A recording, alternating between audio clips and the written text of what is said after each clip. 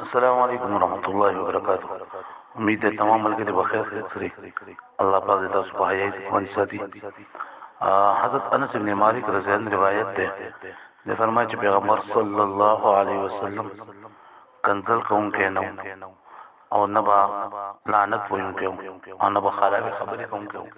کچته پیغمبر علیه الصلاۃ والسلام همون کې یو کس ته غوسه شو، زیات نه زیات هغه بداوی چې دا بدن دې خاوري ولګي.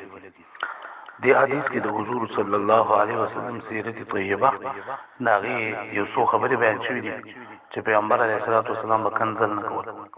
رونو څومره چې نن سبا انسان ته فساد جوړیږي دا د جبې د وجې نه جوړیږي. د کوم انسان چې لکه خبرې ده کنزل کې پایږي. پیغمبر صلی الله علیه وسلم فرمایي چې کم کس دا ګوري چې د جنتی دی که جهنمی دی، دې انسان خپل ته دی وګوري. کدا انسان کنزل کوي ته پوه شې چې دا جهنمی دی. بل پیغمبر علیه الصلاۃ والسلام فرمایي چې یوازې کنزل دا نه دي چې سره د مور او خور او زوونه چې هدایت کی، بلکې دا چې دې انسان ته یو خبر وکي چې هغه با باندې بدلېږي. مطلب یو کس ته غلط نوم وي په دې باندې هم نه، یا یو کس ته چې نه دا غلط خبرې کوي، نو دا هم پیغمبر علیه الصلاۃ والسلام په سیرت طیبه کې پیغمبر علیه الصلاۃ والسلام فحاش نه، فحاش معنی چې هغه خراب خبرې کوونکې د څه خبرې چې پای کې لکه څه فائدہ نه او د شهوت پوره کول د پاره چې کوم خبرې پکاري هغه خبرې دې کوي، غلط خبرې کوي. نبی پیغمبر علیه الصلاۃ والسلام نو او لعنت وایي کوم پیغمبر علیه السلام نو لعنت ویل کېږي د الله پاک د رحمت نه لري کېدل.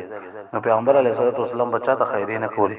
ډېر کم موقعو کې پیغمبر صلی الله علیه وسلم جننه دا تر ته خیری کړی ته د کفار ته نور مسلمان ته خیری ته نه دي کړی. نن سبا چې زموږ معاشره کم خراب ده، نیو پای کې د کنزل وجه د پیغمبر علیه الصلاۃ والسلام فرمایي د ټول نه ناکاره سره هغه ده چې خلک دا سره دا خبرو دوی نه هغه سره ناس ته پاسته پریدي چې خلک کوی د مخې له مور ځکه مخې له ورالي اوس ورته کنزل کوي، اوس ورته بده دي وي خبرې ورته غلطي کوي.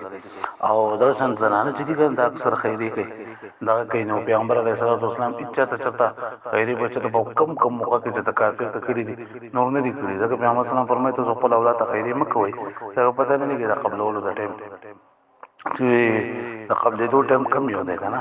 بس ټیم کې زنانا یا انسان د خپل نه دي نه هغه خیری وزي او هغه الله پاک ډایرک قبول کړي. نو بیا د انسان اوس افسوس کوي، ارمان کوي چې راکاش ما دانه کړه خو بیا ورسره هیڅ هم نه کیږي.